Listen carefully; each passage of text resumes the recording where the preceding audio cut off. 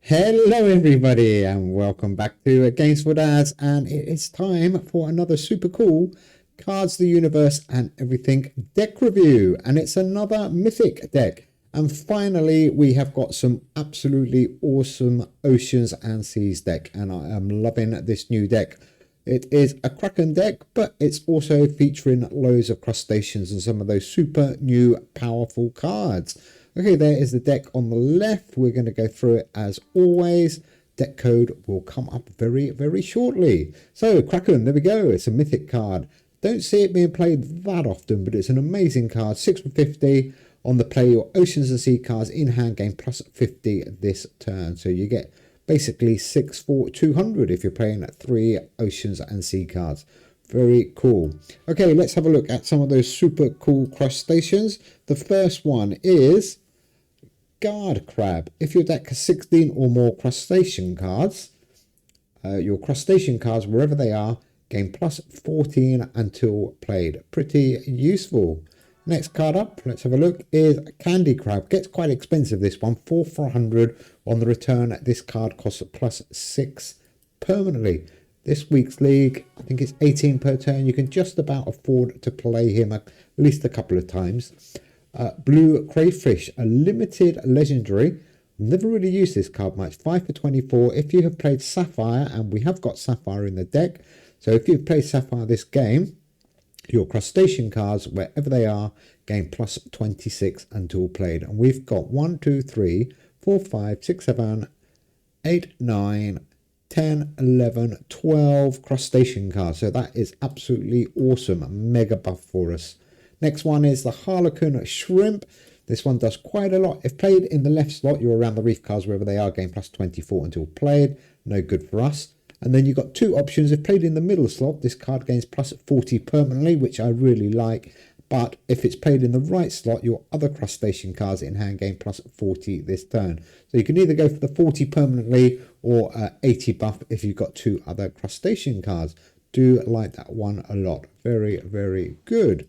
Next card is the Mediterranean Slipper Lobster. And you can find that just outside my front door in the sea on the Mediterranean. Yep, right by my house. On the play, for every crustaceans card you have played this game, this card gains plus 4 this turn. So that can become very useful, certainly towards the end of the game. Nice card. A Strawberry Hermit Crab. I do like this card a lot. It's a limited legendary. Again, you don't see it very often, but for every Oceans and Sea cards in your deck, your crustaceans cards in hand gain plus 2 for 4 turns, and that is on the play. So try and play them when you've got loads of crustacean cards, and you will be laughing. Fiddler Crab. Good old-fashioned Fiddler Crab. Nice to see him again. 5 for 35, Epic Limited on the play. If played next to 2 Ocean and Sea cards, your crustacean cards, wherever they are, gain plus 23 this turn. I think you have to play it in the middle. If played next to 2 Oceans and Sea cards. So yeah, you have to play them in the middle. I always do, but I was just checking the wording on there. But yeah, play them in the middle, again, with 2 Oceans and Sea cards, and your crustaceans cards, wherever they are, gain 23 this turn and next turn. So I've gone with Day Octopus to give this deck a little bit of power. It's a big hitting deck, and it's done to try and win the first 3 rounds if possible. It normally does pretty well. I tweaked and played around with this deck for ages actually this week, but I finally settled on this one.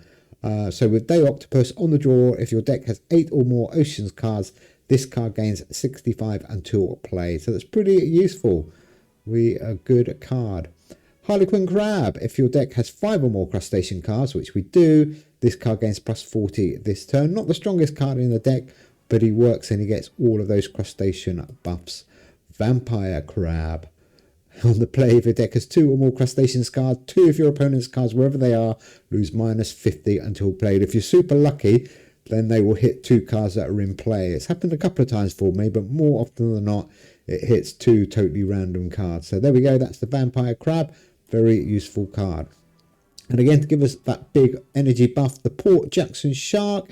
If your deck has 10 or more ocean cards, this card gains plus 80. So that is pretty good. That makes him 8 for 143. So a nice powerful card.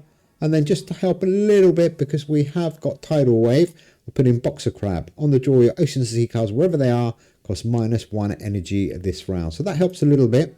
if you do want to play Tidal Wave. Devil Reef Crab. All non-Oceans and Sea cards in both players' hand lose -25 this turn. Absolutely awesome. Make sure you play him when you've got 3 Oceans and Sea cards and you're taking off 75, or hopefully taking off 75 power off your opponent's cards. Very cool. The magnificent anemone shrimp. Look at that cool picture. 3 for 35 on the play. If you've won at least one round this game, your crustacean cards, wherever they are, gain +22 until played. He will buff up nicely as well. And then I've gone with the curled octopus, a no-brainer when you're playing so many crustaceans. 8 for 78. But on the play, your crustacean cards, wherever they are, gain +20 until played. So obviously you want to get him round as often as you can. Tidal Wave, like I said, we've got Tidal Wave in here. It does take up a bit of energy, but it's definitely worth it. On the return, your Oceans and Sea cards, wherever they are, gain +25 and cost +1 energy until played. So you are hitting all your Oceans and Sea cards. Every card apart from one, which is this one. You do need to play it once. Hopefully he comes out nice and early. And then after that, just stick him in the corner and don't play him again unless you really have to. Sapphire does nothing apart from activates that boost on blue crayfish, if you remember. But on the play, your Kenai River card in hand, which we don't have, gains +35 this turn. Okay, let's go and check out this deck. Like I said, I've made a few different versions of this deck, but this is the one I finally settled on. Let's see how we do. Oh, Javestino, JB. Hello, JB. Okay, let's see, what are we going to be up against? This is the moment of truth. Oh, paleontology. Still loads of people playing paleontology. It's still a good deck. And Sapphire, look at that. We can get him out the way. Low energy at the beginning, but we should be okay for the rest of the game. What should we play with him? Maybe Boxer Crab? And may as well play that one. 176. Let's say hello.